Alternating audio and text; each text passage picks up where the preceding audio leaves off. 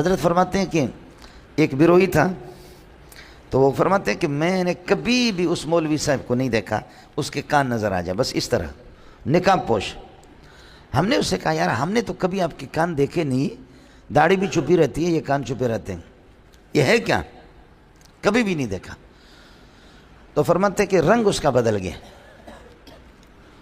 تو مفتی صاحب کا کہنا یہ ہے کہ ہم نے ان سے کہا کہ آپ اصل بات بتا دو، یہ ہے کیا؟ تو اس نے جیسے وہ ہٹایا، اللہ آپ کا بھلا کرے، نقاب ہٹایا، کپڑا ہٹایا، تو دیکھا کان اس کا کٹا ہوا ہے، نہیں ہے، کان اس کا نہیں۔ تو حضرت فرماتے کہ ہم نے ان سے کہا کہ یہ کیا ہے؟ تو انہوں نے وہ رونے لگے، کہنے لگے آپ کو اصل بات بتاؤں، وہ یہ ہے کہ میں حضرت اقدس عبدالکریم بیر شریف کی خدمت میں بہت رہا ہوں، ان کی خدمت کرتا رہا۔ پھر آخر کار پھر میں نے حضرت سے کہا کہ اللہ کے لیے مجھے ایسا دم بتا دو کہ میں جنات کو دیکھوں، جنات مجھے نہ دیکھیں، ہم جنات کو دیکھیں، جنات ہمیں نہ دیکھیں۔ حضرت نے فرمایا کہ پٹرا اس چیز کو ہر بندہ برداشت نہیں کر سکتا، آپ اس علم کو غلط استعمال کریں گے۔ تو حضرت اقدس نے فرمایا کہ میں آپ کو نہیں بتا سکتا، مجھے آپ پر اعتماد نہیں۔ اس نے کہا کہ نہیں حضرت، سمجھے بھیجے جیسے انداز ہوتا۔ تو کئی سال میں نے حضرت کی خدمت کی، میں پیچھے لگا رہا، تو آخر کار حضرت نے مجھے وہ دم بتا دی، فرمایا یہ اس طرح پڑھو، اس طرح پڑھو، لیکن آپ کو اللہ کا واسطہ ہے اس کو غلط استعمال نہیں کرنا۔ جنات آپ کو نظر آئیں گے، آپ ان کو نظر نہیں آئیں گے، کچھ بھی کرے۔ تو فرماتے کہ چنانچہ میں نے وہ پڑھا، نصاب جب میں نے مکمل کیا تو دیکھ رہا ہوں جنات میں جنات ہی جنات، اور میں ان کو دیکھ رہا ہوں، کبھی کبھی ان کے ساتھ مذاق بھی کرتا ہوں، لیکن یہ کہ وہ بھی چیخیں مارتے ہیں اصابنا انسن، لیکن میں اسی طریقے پر اللہ آپ کا بھلا کرے اپنے آپ کو ظاہر نہیں کرتا، وہ مجھے دیکھتے بھی نہیں ہے۔ تو ایک دن کہا کہ ان میں سے کوئی بڑا تھا جن، اور اس کی بیٹی جو پری تھی، اس پری کا نکاح تھا کسی اور جن سے۔ تو میں نے اس پری کو دیکھا تو پھر میرے ہوش ہی میرا اڑ گیا۔ یہ خوبصورت تو ہوتے پری، تو اسی لیے وہ تو کہتے۔ میں نے جب اس پری کو دیکھا تو میرے حواس ہی معطل ہو گئے۔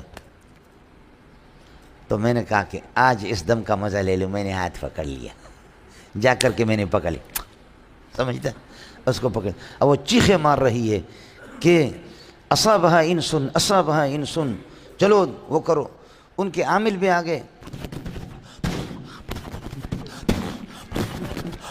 جیسے انداز ہوتا ہے یہ بھی اسی طرح کرتا ہے، سمجھ، یہ بھی مرشد میرے بیٹھے ہوئے ایسے سمجھ۔ لیکن میں نے کہا کچھ بھی نہیں ہوگا۔ آخر وہ ان کا بادشاہ تھا، کوئی تھا، اس کی بیٹی تھی، بڑی خوبصورت تھی، بڑے ایڑی چوٹے کے زور لگائے، لیکن یہ دم کس کا تھا؟ عبدالکریم بیر شریف کا تھا۔ لیکن عبدالکریم بیر شریف جتنے بھی بڑے تھے، عبدالکریم بیر شریف کے اوپر تو اور بھی عبدالکریم ہے، وہ فوق کل ذی علم علم، تو آپ کو بتا چکا۔ تو کہا کہ آخر میں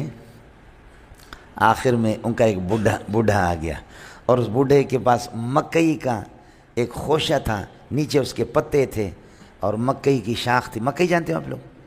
سمجھے؟ ہاں ہے، ان بلوچوں کو مکئی سمجھاؤ، سمجھے؟ تو مکئی اس کے پاس تھی، مکئی کی شاخ، اس کے نیچے پتے۔ اس نے آ کر کے دم پڑا، اس نے کہا اے ملا بدماش، میں تجھے دیکھ رہا ہوں۔ میں ڈر گیا، کس نے تو مجھے دیکھا؟ کہہ رہا ملا شکل اپنی دیکھ لے، میں تجھے دیکھ رہا ہوں، چھوڑ۔ میں نے کہا نہیں چھوڑ رہا۔ اس نے کہا چھوڑ، میں نے کہا نہیں چھوڑ رہا۔ اس نے کہا چھوڑ، میں نے کہا نہیں چھوڑ رہا۔ اس نے یہ جو پتا تھا، اس کے نیچے، خوشے کے نیچے جو پتے ہوتے ہیں، ایک پتے کو لے کر ایسے کاٹا، دھڑام سے میرا کان کٹ گیا، خون ہی خون میں لت پت ہو گیا۔ اب میں لرز رہا ہوں، پھر بھی اس کو چھوڑ نہیں رہا ہوں۔ میں بھی ادھر سے دم پڑا، وہ ادھر سے، سمجھے؟ آخر کار اس نے کہا، وہ ہنسنے لگا بڈھا، اس نے کہا کہ تیرا دم میرے دم کے مقابل میں چلے گا نہیں، چھوڑ، اپنے کان کا حال دیکھ لے۔ اب اللہ کی قسم کھا کے کہتا ہوں، اس خوشے کو جو کاٹوں گا، اس خوشے کو جب ٹکڑا کر دوں گا، تیری گردن نظر نہیں آئے گی، گردن تیری۔ کہتے میں وہاں سے بھاگا، پری میں نے چھوڑ دی، پری کو چھوڑ دی، کان کٹا ہوا۔ یہ عبدالکریم کی بد دعا مجھے لگ گئی۔